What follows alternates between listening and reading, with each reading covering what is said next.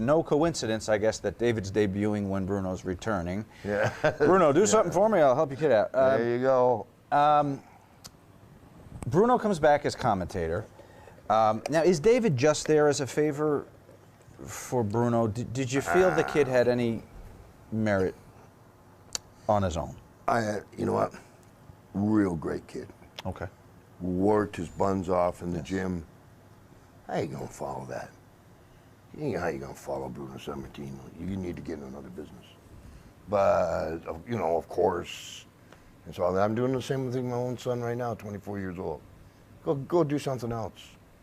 I mean, it's Bruno Sammartino. It'll be over your head your whole life. So at that time, I'm sure that David wanted to be it, and I'm sure that he saw it as, oh wow, I can be famous like my dad. Not that that's wrong. Mm-hmm.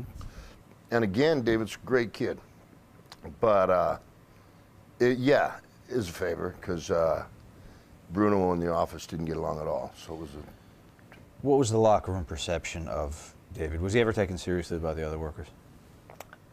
He was taken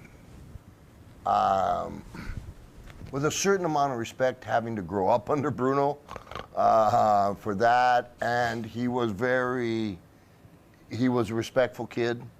He didn't try to throw his weight, which was good because they had a bunch of guys that wouldn't give a shit.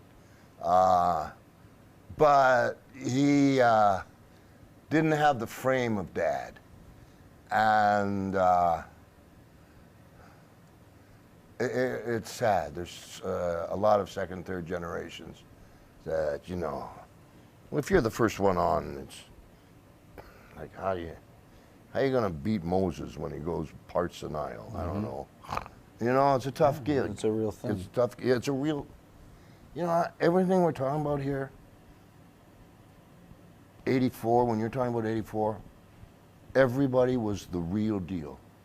To however you want to define that, meaning like there's nobody there you would want to push around or try to, and there was nobody there that didn't stand up 110% for the business. There was nobody there that missed a shot. We're talking the higher echelon there. So it was a very stand up, what'd you say? Mm-hmm. You better, you know, Larry Henning, palm guy.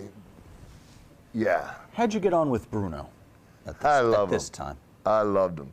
I had to do a Piper's Pit with him.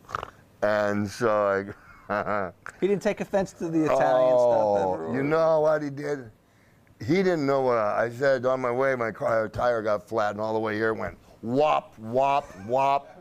Holy shit, his eyes lifted, the comb over stood up. It's a long friggin' night, I'll tell you. But worse than that, like 26 years later in Toronto, having my son Colt, and Bruno's an unbelievable man. And I said, excuse me, Mr. Sammartino, this is my son Colt. Bruno looks at my son and says, your dad called me a whoop. First thing out of his mouth? 26 years later, Bruno. And he started laughing. Oh. I have way too much respect for that man. Good.